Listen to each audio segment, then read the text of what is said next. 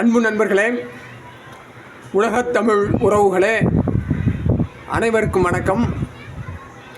இது மின்னல் கலைக்கூடம் வழங்கும் தமிழ் மூலம் ஹிந்தி கற்போம் நிகழ்ச்சி. பாடம் 49. முற்றிலும் இந்த இலவசமான இந்த நிகழ்ச்சியை பின்தொடர சப்ஸ்கிரைப் செய்து இணைந்திருங்கள். பாடம் தொடர்கிறது. வாங்க. கர் அடிக்கடி நம்ம ஹிந்தியில் வரும். காக்கர், ஜாக்கர், பிக்கர் அப்படி இப்படிலாம் வரும். அந்த கர்னா சுருக்கமாக சொல்வதென்றால் ஒரு செயல் நடைபெறுவதை குறிக்கும். அதான் கர். சின்ன சின்ன உதாரணம்லாம் பாருங்க. அவன் ரொட்டி சாப்பிட்டு விட்டு பள்ளிக்கு சென்றான்.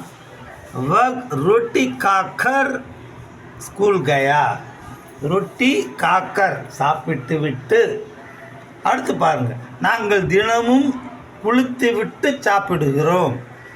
ஹம் ரோஜ் நஹாக்கர் காத்தே ஹேன்.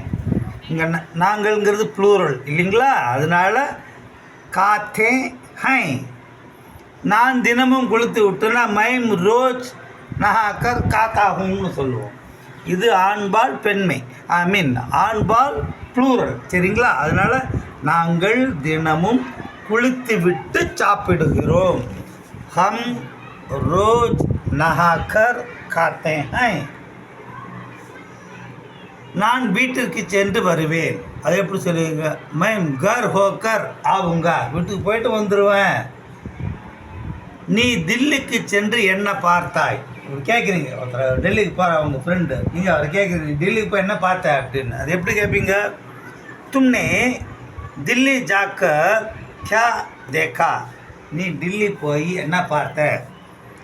இந்த சாப்பிட்டவுடன், குளித்தவுடன், சென்றவுடன், இதெல்லாம் என்ன? கர்.